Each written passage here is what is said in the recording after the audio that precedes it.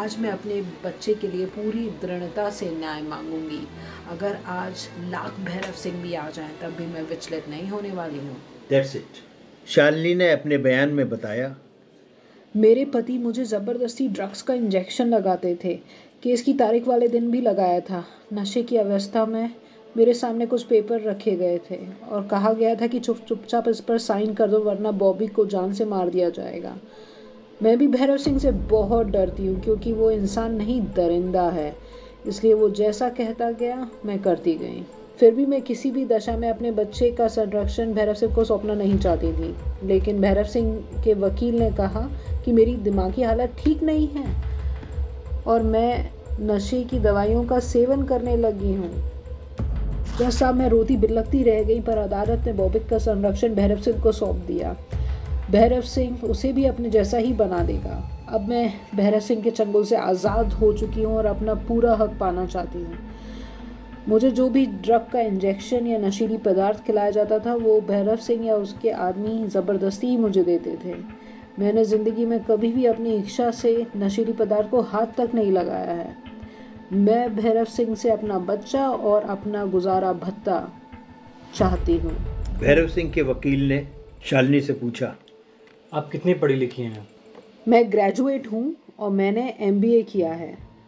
वकील ने पुरानी फाइल दिखाते हुए कहा, ये देखिए, आपने इन फाइल पर 20 से अधिक जगह पर दस्तखत किए हैं। क्या ये सारे हस्ताक्षर डरकर किए हैं?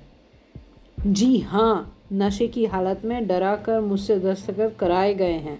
वाह, इतनी पढ़ी लिखी लड़की नशा करती है और डरकर हस्ताक्षर करती है।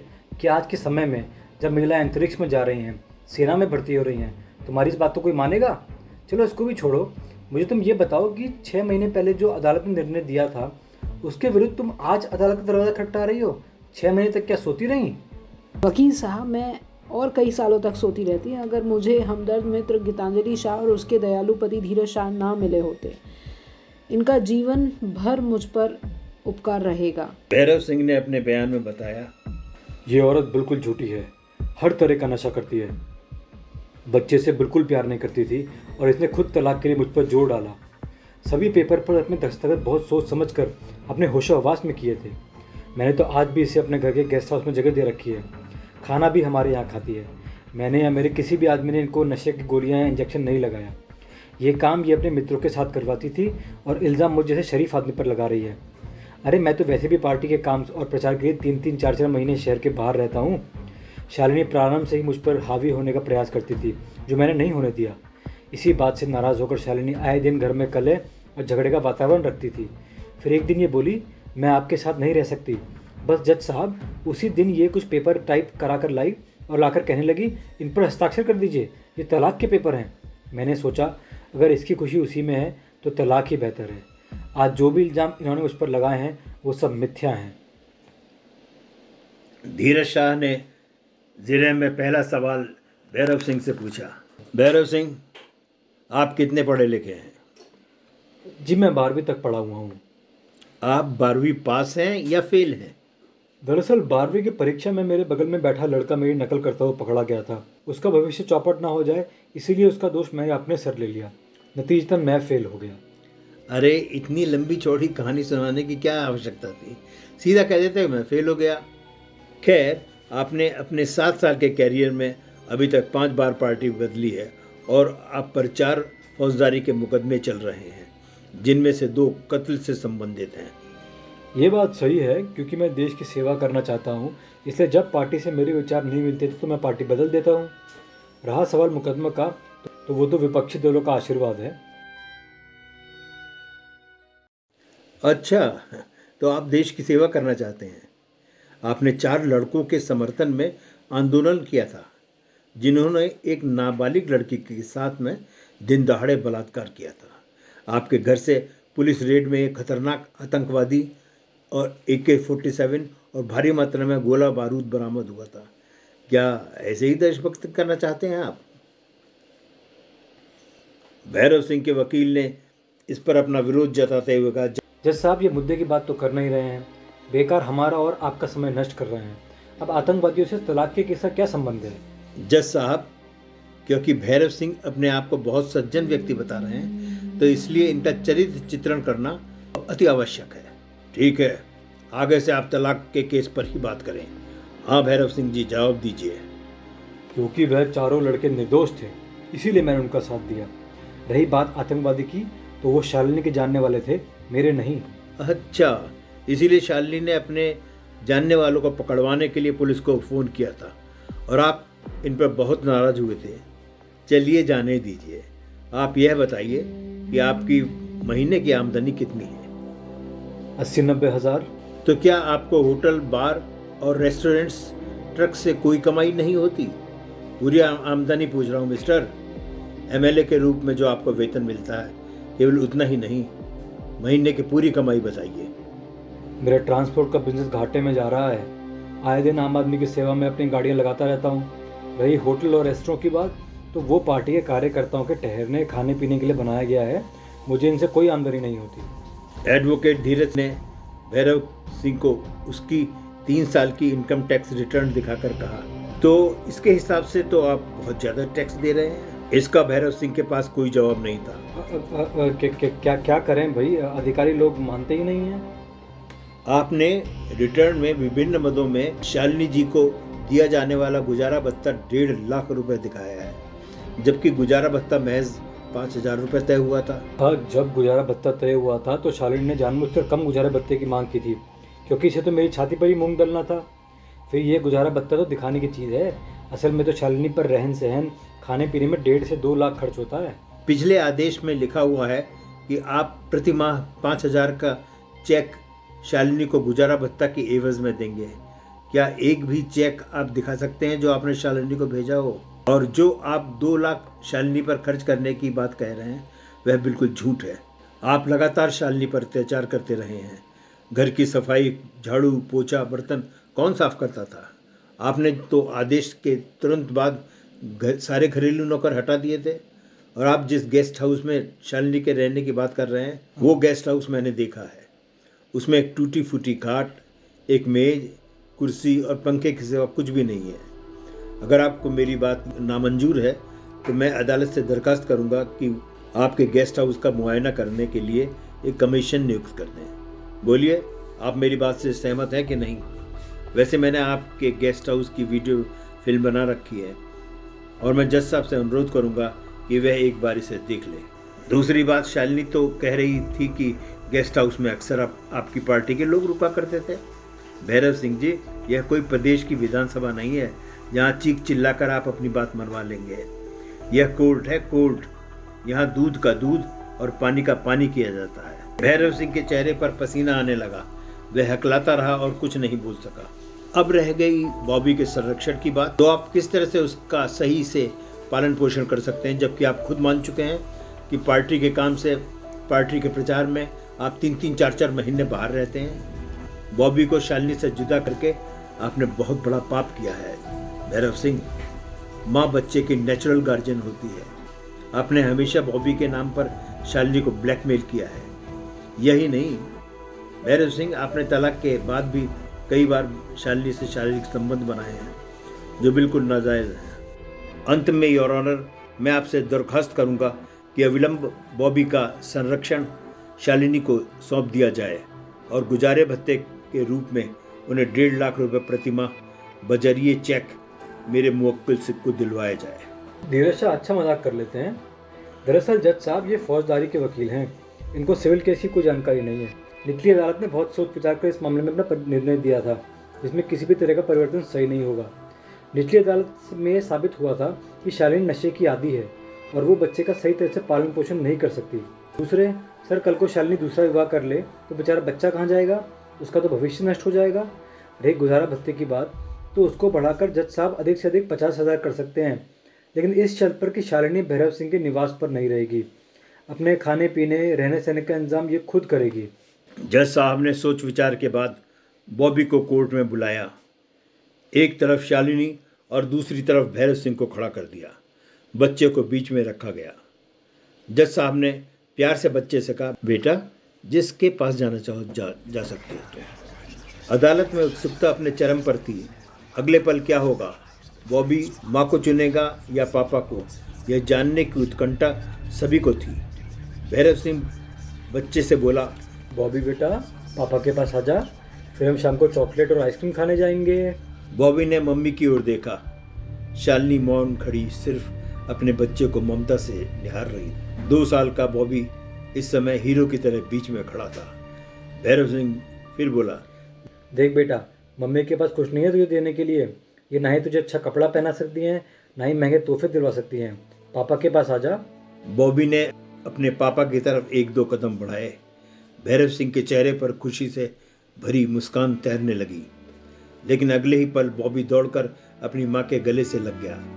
बॉबी को गोदी में लेकर शालिनी ममता के वशीभूत हो गई। पागलों की तरह बॉबी के गालों को चूमने लगी, जैसे भीतर के दबे सैलाब को दबाने की जद्दोजहद में असफल हो रही हो। अंत में ममता और करुणावश वह रोने लगी। जज साहब ने फैसला दिया कि बॉबी शालिनी के पास रहेगा और गुजारे भत्ते के रूप में भैरव सिंह प्रति माह 1 लाख रुपए शालिनी को बजरिए चेक अदा करेंगे। चेक हर माह की 10 तारीख तक अवश्य देना होगा। यह दृश्य देखकर अदालत में उपस्थित अधिकतर लोगों की आंखों में आंसू छलक आए। उन्होंने करतल ध्वनि से तालियों से जज साहब के फैसले का स्वागत किया। गीतांजलि ने शालिनी से हाथ मिलाया और कहा, घर चलकर तुम्हारी इस जीत को सेलिब्रेट करते हैं।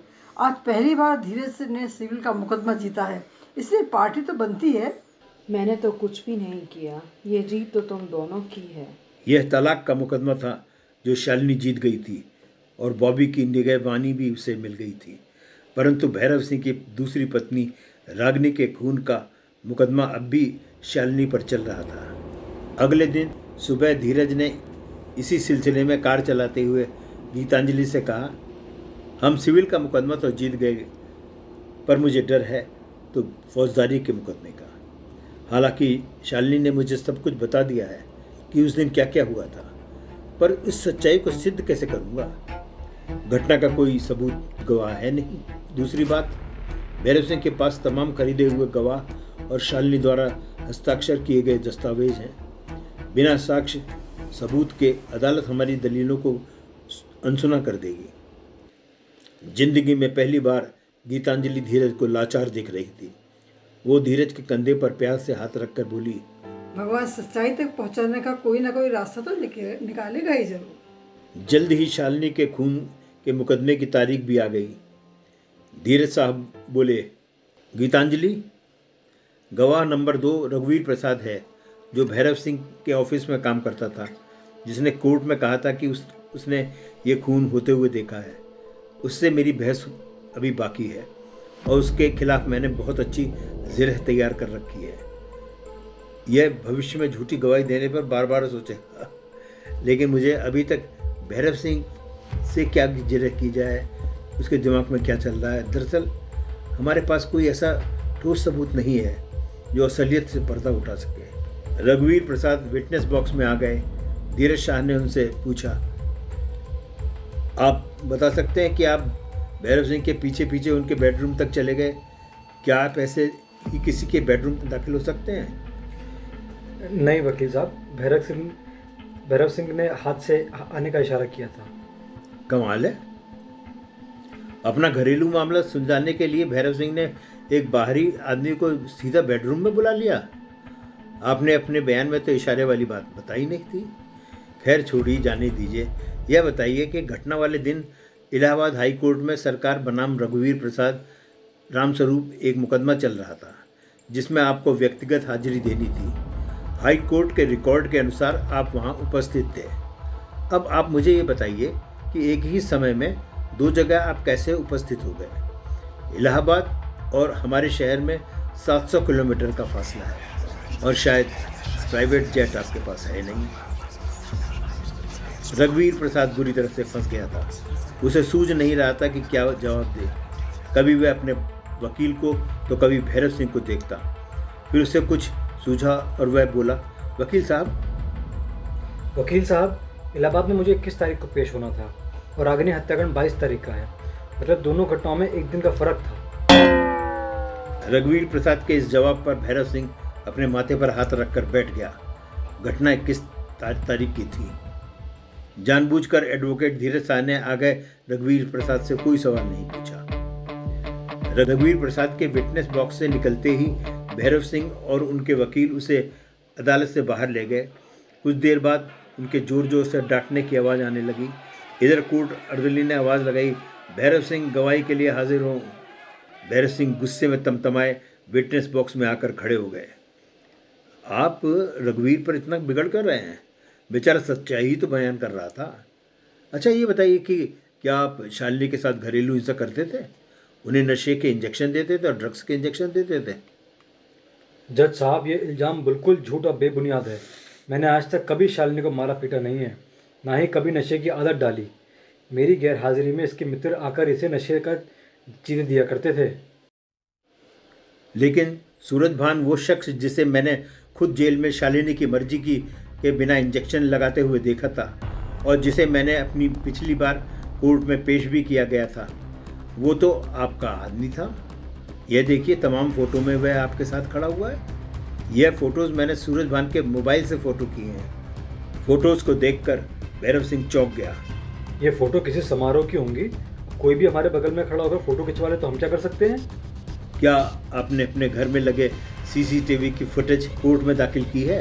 वकील साहब, घटना वाले दिन जब हम रागिनी को लेकर अस्पताल गए थे, उस रोज़ चोर ने घर का कीमती सामान और सीसीटीवी का डाटा रिकॉर्डर चोरी कर लिया था। इसकी रिपोर्ट मैं थाने में लिखवा चुका हूँ। आपकी पिस्तौल शालिनी को कैसे मिली? पिस्तौल वहीं बेड पर पड़ी थी, शालिनी ने उठा ली होगी। भैरव सिंह, आपको भारतीय शस्त्र कानून का कुछ ज्ञान है?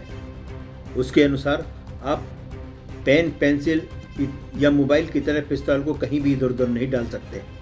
शस्त्र कानून आपको यह जिम्मेदारी देता है कि आप अपने शस्त्र को संभाल कर हिफाजत के साथ रखेंगे, लेकिन आपने ऐसा नहीं किया। जज साहब, व्यस्तता के कारण ऐसा हुआ है। पार्टी के काम में दिन भर फुर्सत नहीं मिलती। पिस्तौल रख कर भूल गया था। यह भूल नहीं भैरव सिंह, भयानक भूल है।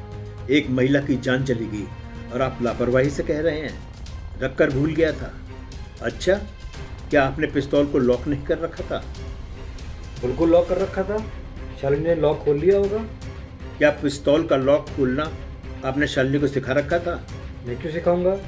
जैसा आप शालिनी को सोच रहे हैं, वो ऐसी महिला नहीं है। बहुत शातिर है वो। जज साहब, इनकी पिस्टल जर्मन मेड .500 मैग्नम है, जिसका लॉक खोलना आसान नहीं होता। कोर्ट में बहुत सी महिलाएं बैठी हैं, आप किसी से खुलवा कर देख लीजिए।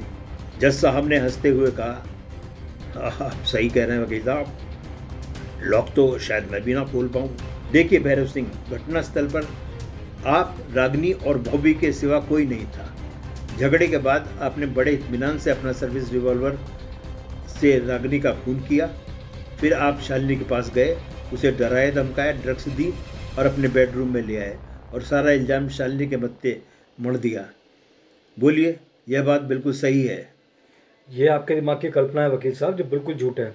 सत्य वही है जो मैंने आप अपने बयान में कहा था। क्या शालिनी के शुरुआती वकील एडवोकेट दिनेश कुमार को आपने शालिनी के पक्ष में वकालत करने के लिए कहा था और उन्हें फीस दी थी? जी हाँ, क्योंकि मेरी पूरी हमदर्दी शालिनी के लिए थी, इसलिए मैं चाहता था कि उन्हें कम से कम सज़ा मिले। अच्छा, इसीलिए आपने शालिनी के लिए एक नौसिखिया वकील कर दिया, जिसने इससे पहले सिर्फ एक ही केस हैंडल किया था, वह भी मामूली चोरी का था और वह उस केस में भी हार गया था। खैर, अभी तो आप जाइए भैरव सिंह, बाद में आवश्यकता पड़ी तो आपको दोबारा गवाही देने के लिए बुलाया जाएगा। भैरव सिंह के वकील मधु बकरवाल ने खड़े होकर कहा, जज साहब, मैंने आपसे कहा था कि घटना के 2 और गवाह हैं। अगर आपकी इजाज़त हो तो मैं उन्हें पेश करना चाहता हूँ। दोनों गवाहों मुरलीधर और किशोर की गवाही में धीरज शाह कोई त्रुटि नहीं निकाल पाए। बाद में शालिनी को बुलाया गया। शालिनी ने अपनी गवाही में बताया, घटना वाले दिन भैरव सिंह काफी शराब पिया हुआ था। वो रागिनी से किसी बात पर लड़ने लगा और उसे एक चांटा लगा दिया। इस पर रागिनी ने 2 जाकर भैरव सिंह को रसीद दी और कहा, मैं शालिनी नहीं हूँ जो तुम्हारा हर अत्याचार सहूंगी। थोड़ी देर शोर शराबा और गाली गलौज हुआ और फिर मुझे बेडरूम से 2 गोली चलने की आवाज आई। थोड़ी देर बाद भैरव सिंह घबराए हुए मेरे कमरे के पास आए और बोला, चलो देखो रागिनी ने क्या किया है। बेडरूम में ले जाकर उसने बॉबी की कनपटी पर पिस्तौल लगा दी और बोला, मैं इसे भी जान से मार रहा हूँ। मैंने दौड़कर पिस्तौल भैरव सिंह से छीननी चाही तो उसने बड़ी आसानी से पिस्तौल मुझे थमा दी ताकि मेरी उंगलियों के निशान इस पिस्तौल पर आ जाए। बॉबी रो रहा था। उसकी परवाह न करते हुए यह मुझसे चीख कर बोला, जलील औरत, यह तूने क्या किया? रागिनी का खून कर दिया। मैं अभी पुलिस को बुलाता हूँ। और इसने 100 नंबर डायल करके पुलिस को बुला लिया। बॉबी मुझसे चिपका हुआ था। यह शख्स फिर मेरी ओर बढ़ा। मैंने कहा, मेरे पास मत आना, नहीं तो मैं गोली चला दूंगी। लेकिन यह डरा नहीं और मेरी तरफ बढ़ने लगा। मैंने 2 बार ट्रिगर दबाया पर इसने पहले ही चालाकी से पिस्तौल की 2 गोलियां निकाल ली थी। यह हंसते हुए बोला, इतना पागल समझती हो मुझे? पिस्तौल खाली है। इसने फिर जबरदस्ती मुझे गिराकर नशे का इंजेक्शन लगा दिया। पुलिस के आने पर भैरव सिंह ने बताया कि मैंने रागिनी का खून कर दिया है। जज साहब, घटना के समय वहां पर हम चारों के अलावा कोई नहीं था। इन 3 गवाहों से इसने झूठी गवाही दिलाई है। जब पुलिस मुझे पकड़कर ले जाने लगी तब इसने मेरे पास आकर कहा, रागिनी की मौत का इल्ज़ाम तुम अपने सर ले लेना, नहीं तो मैं बॉबी का खून कर दूंगा। मैं नशे में डरी हुई तो थी। मैंने उसकी सारी बातें मान ली और रागिनी का खून का इल्ज़ाम अपने सर ले लिया। अपनी बात खत्म करते करते शालिनी की आंखों में आंसू आ गए। फिर खुद को संभालते हुए वह बोली, जज साहब, भैरव सिंह इंसान नहीं दरिंदा है। जज साहब, बॉबी की सौगंध, मेरा एक एक शब्द सच्चा है। इस जालिम को कड़ी से कड़ी सजा दी जाए। जज साहब ने शालिनी से पूछा, क्या आपके पास अपनी बेगुनाही का कोई साक्ष्य या सबूत है? जज साहब, जब वहाँ बॉबी, भैरव सिंह और मृत पड़ी रागिनी के अलावा कोई भी नहीं था तो मैं कहाँ से कोई सबूत या साक्ष्य दे सकती हूँ? जब मैं पहले गवाही पर आई थी उस दिन भी इसके आदमियों ने मुझे नशे का इंजेक्शन लगाया था। मेरे पास मेरी सच्चाई के सिवा अपनी बेगुनाही का साबित करने के लिए कोई और दूसरा सबूत नहीं है। भैरव सिंह के वकील मधुप सिंह अग्रवाल ने बताया, भैरव सिंह एक इज़्ज़तदार व्यक्ति है। अपने क्षेत्र में इनका बड़ा मान सम्मान है। क्षेत्रवासियों की मदद के लिए हमेशा तैयार रहते हैं।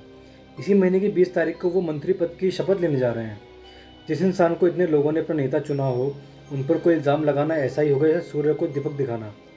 मौका वारदात के चश्मदीद गवाह मुरलीधर और किशोर ने स्पष्ट बताया है कि उन्होंने शालिनी को पिस्तौल हाथ में लिए रागिनी की हत्या करते हुए देखा है।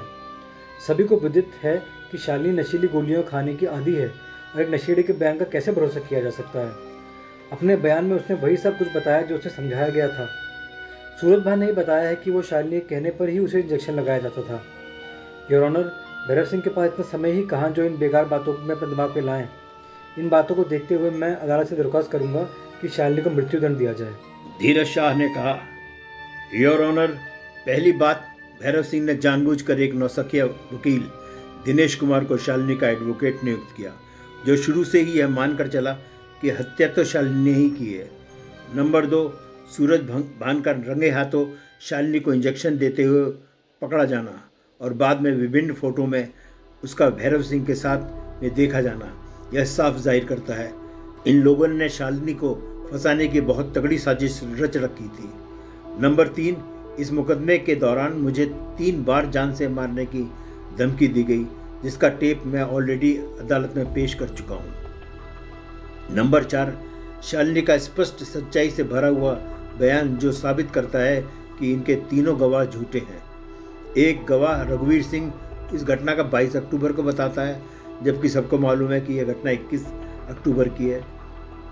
फिर शालिनी का रागिनी से कोई बैर भी नहीं था। सच्चाई यह है योर ऑनर कि घटना स्थल पर भैरव सिंह, बॉबी और मृतक रागिनी के सिवा कोई था ही नहीं। भैरव सिंह रागिनी की हत्या कर मौका स्थल पर शालिनी को ले आया और बाद में बॉबी को जान से मारने की धमकी देकर शालिनी से कबूलनामा करवाया।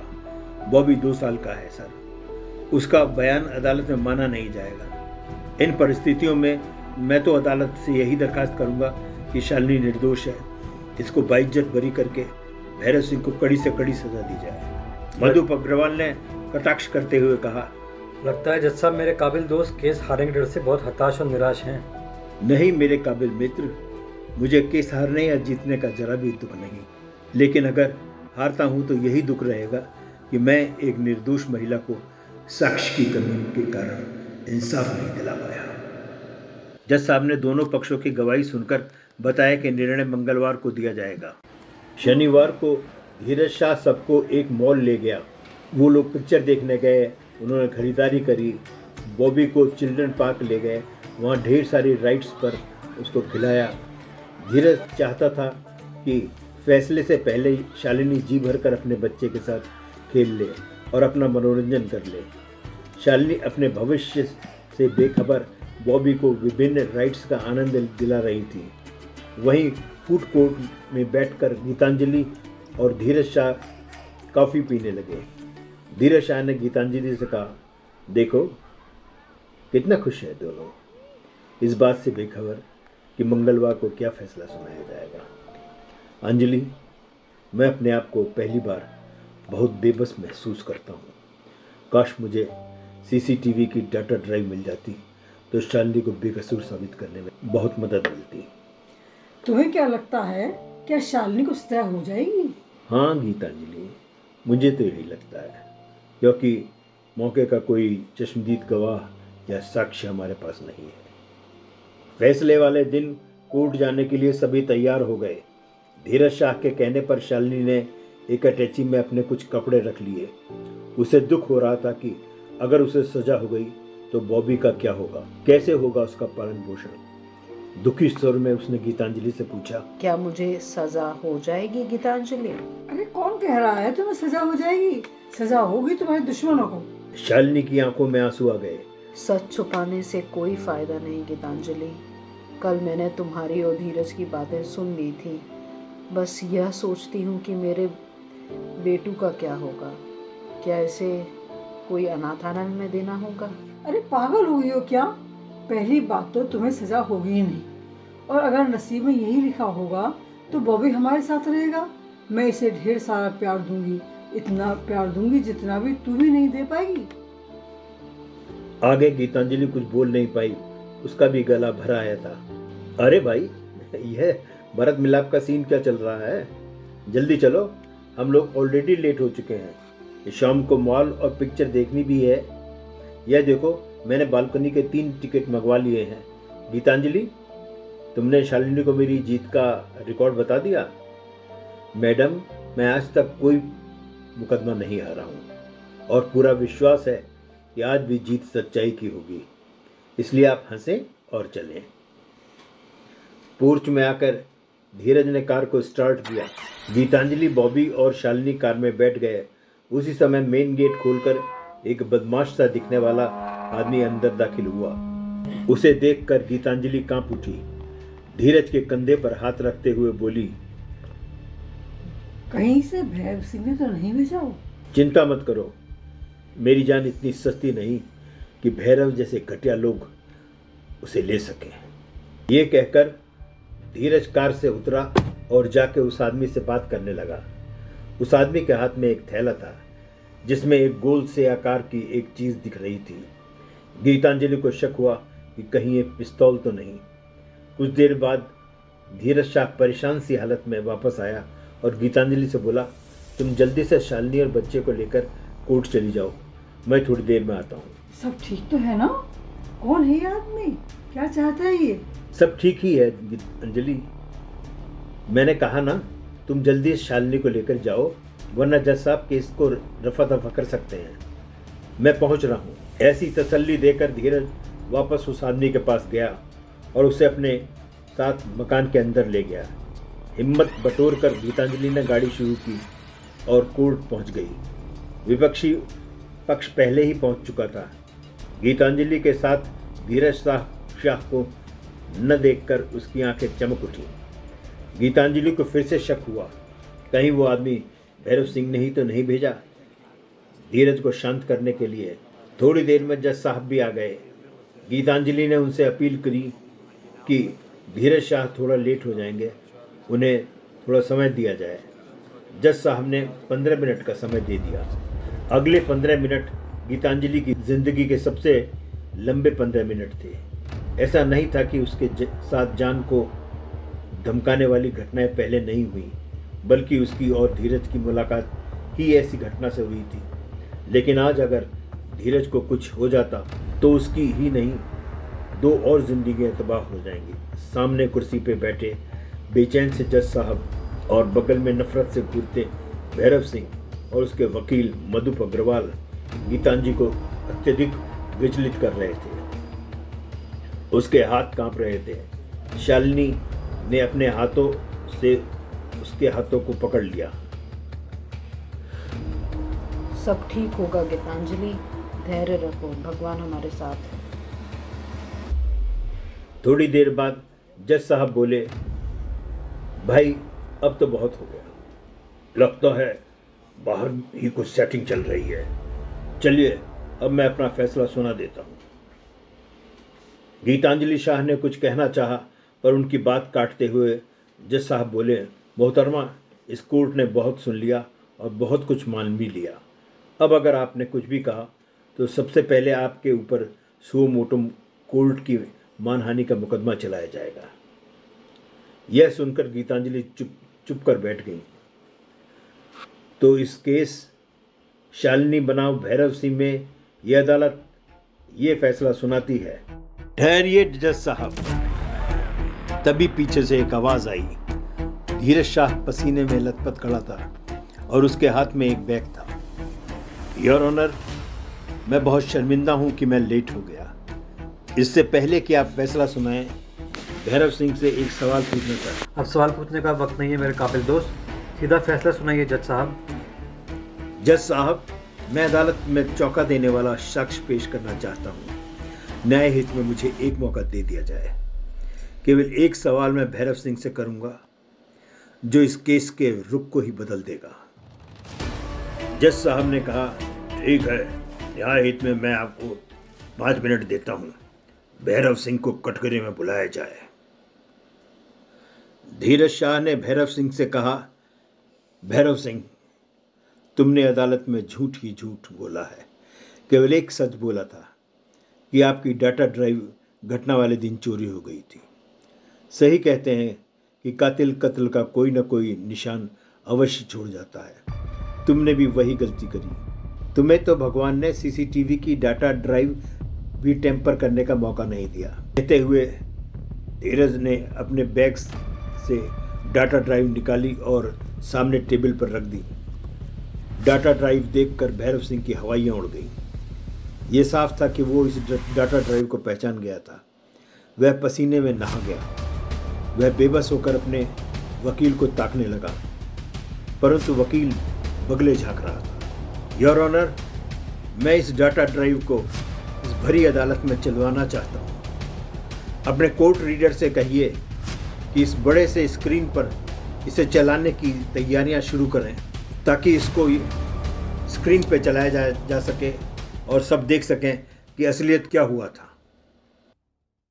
भैरव सिंह को तनाव में देखकर धीरज शाह उसके पास गए और थोड़ा नरम भाव में बोले, अगर ये डाटा ड्राइव इस अदालत में चल गई तो तुझे जेल तो होगी ही, साथ ही तेरी इज्जत भी गर्त में चली जाएगी। सोचो, तुम्हारे क्षेत्र के लोग जो तुम्हें हर हालत में अपना सहयोग देते हैं, इस वीडियो को देखकर क्या सोचेंगे? तुम्हारी पार्टी तुम्हें निष्कासित कर देगी। एक निर्दोष औरत के खूनी को जमीन पर तो क्या, आसमान में भी जगह नहीं मिलेगी। जिंदगी भर तुम्हें खूनी मान लिया जाएगा।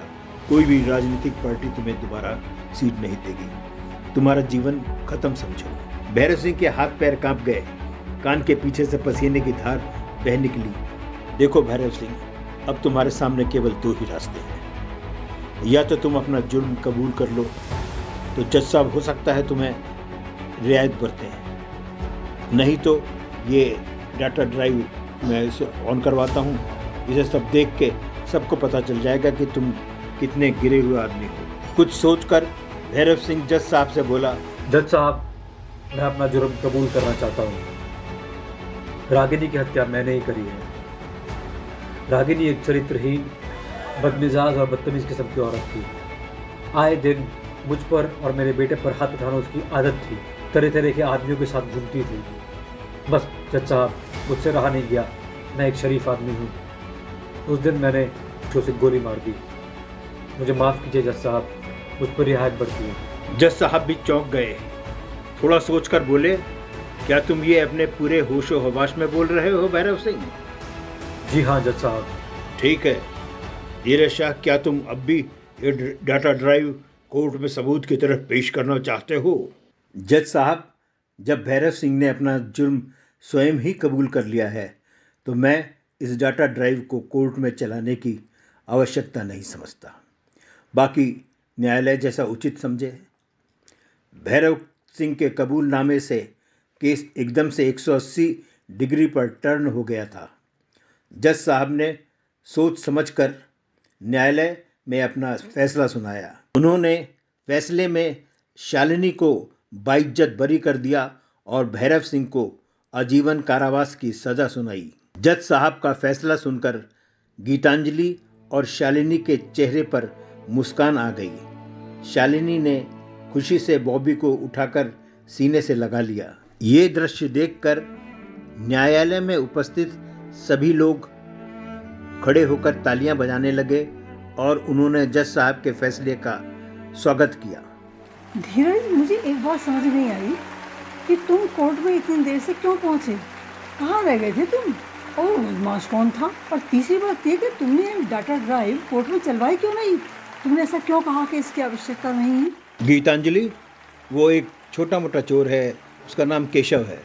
एक बार मैंने उसे पुलिस से बचाया था और उसके गरीब बच्चे को 5,000 रुपये की मदद की थी। सही कहते हैं कि किसी पर किया गया उपकार कभी व्यर्थ नहीं जाता। रहा सवाल डाटा ड्राइव का, तो वो तो तुम कबाड़ी के पास भी बेचने जाओगे तो वो भी नहीं लेगा। क्या? असल में केशव ने मुझे जो डाटा ड्राइव दिया था वो चल नहीं रही थी। चोरी करते समय केशव से वो गिर गई थी। ओहो, इसीलिए तुमने ये सब ड्रामा किया और भैरव सिंह को कन्फेशन करने के लिए कन्विंस कर दिया। This is a cheating. All is fair in love and war, and this is war. और फिर चीटिंग किस युग में नहीं हुई ये बताओ मुझे। राम ने बाली के साथ की, वो क्या था? कृष्ण ने कर्ण से की और अनेकों जगह की। ऐसे पापियों के संहार के लिए थोड़ा बहुत चीटिंग तो चलती है। धीरज, मुझे तुम्हारे पर बहुत गर्व है। तुमने वास्तव में इस केस को जीत करके असंभव को संभव बना दिया। धीरज शाह के घर में खुशियां लौट आई थी। चाय के बाद में सब लोग शालिनी से गाने की फरमाइश करने लगे। भाई देखो शालिनी, मैंने आपसे कोई केस लड़ाने के एवज में फीस नहीं ली है, तो कम से कम एक गाना तो बनता है। क्या धीरज भाई, इतने साल हो गए, बट हाँ आज खुश तो बहुत हूँ मैं। और इसी खुशी में आज मैं वो गाना आपको सुनाऊंगी जो मैं बॉबी के लिए हर रोज गाया करती थी। पल पल दिल के पास तुम रहते हो,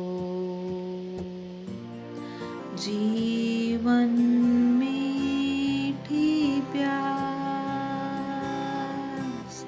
ये कहते हो। पल पल दिल के पास तुम रहते हो।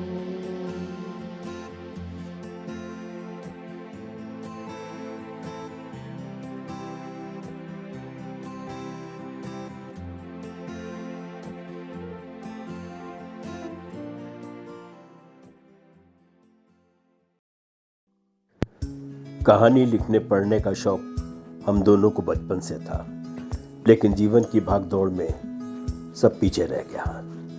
अब जब बच्चे बड़े हुए, सक्षम हुए, तो उनके और अपनों के प्रोत्साहन पर हमने अपनी सेकंड इनिंग में फिर से लिखना प्रारंभ किया है। यह कहानियाँ जो हम आपको भेज रहे हैं, अगर आपको पसंद आए तो उन्हें लाइक और सब्सक्राइब कीजिए, ताकि हम और अधिक प्रोत्साहित होकर आपका मनोरंजन कर सकें।